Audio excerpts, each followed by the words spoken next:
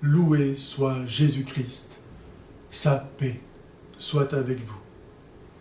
Pour donner à Mohammed la légitimité et l'autorité de la révélation judéo-chrétienne, les musulmans avancent que de même que Moïse a annoncé la venue de Jésus-Christ, ainsi que nous pouvons le lire dans le livre du Deutéronome au chapitre 18 et au verset 15, de même Jésus aurait annoncé la venue de Mohammed.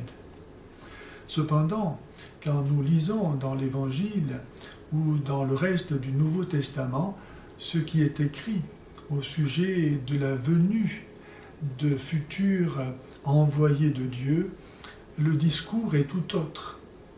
Ainsi, par exemple, dans le chapitre 24, verset 1 de l'Évangile de Saint Matthieu, nous lisons « Jésus leur dit, « Prenez garde qu'on ne vous abuse, car il en viendra beaucoup sous mon nom qui diront « C'est moi le Christ, c'est-à-dire le Sauveur. » Et ils abuseront bien des gens. »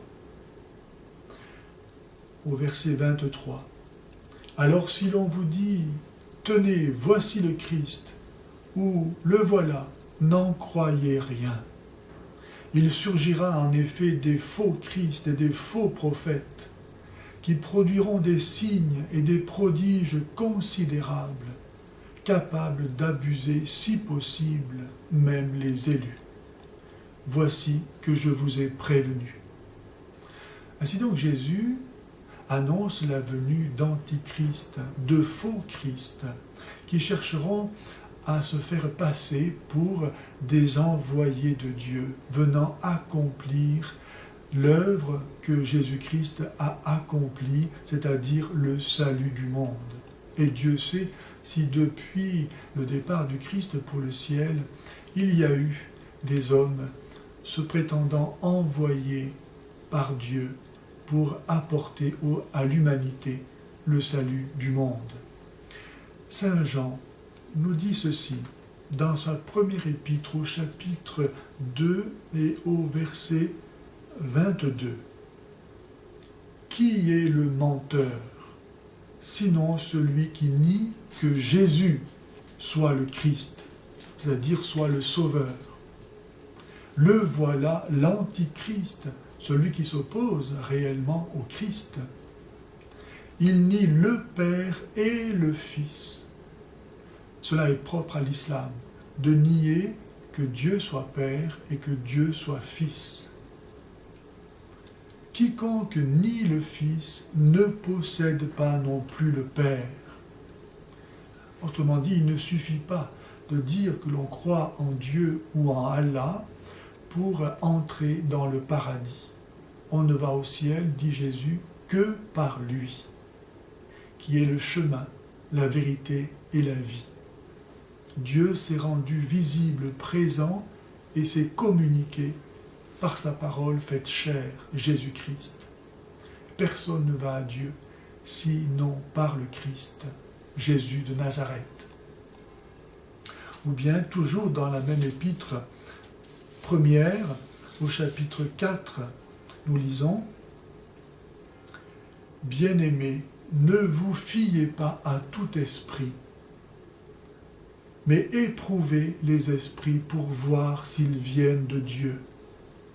Car beaucoup de faux prophètes sont venus dans le monde. À ceux-ci reconnaissez l'Esprit de Dieu. Tout esprit qui confesse Jésus-Christ venu dans la chair est de Dieu, et tout esprit qui ne confesse pas Jésus venu dans la chair n'est pas de Dieu. C'est là l'esprit de l'Antichrist. Saint Jean nous dit donc très clairement que est de Dieu celui qui confesse que Jésus est le Christ, le Sauveur du monde, et que n'est pas de Dieu, et donc est du diable, celui qui refuse de dire que Jésus-Christ est le Sauveur du monde, et qu'il n'y a donc pas à attendre un autre Sauveur après Jésus-Christ. Ces textes ont été écrits au 1er siècle de l'ère chrétienne, c'est-à-dire bien avant la venue de l'islam. Ils ne sont donc pas spécifiquement destinés à contrer l'islam en tant que tel, mais simplement à mettre en garde les chrétiens contre la venue de tout prétendu envoyé de Dieu et de sauveur de l'humanité. C'est pourquoi ces textes ont d'autant plus de force pour les chrétiens dans leur rapport avec l'islam qu'ils ont été écrits bien avant la venue de l'islam. Pour terminer, je cite encore l'apôtre Saint Paul dans l'Épître aux Galates au chapitre 1 et au verset 8.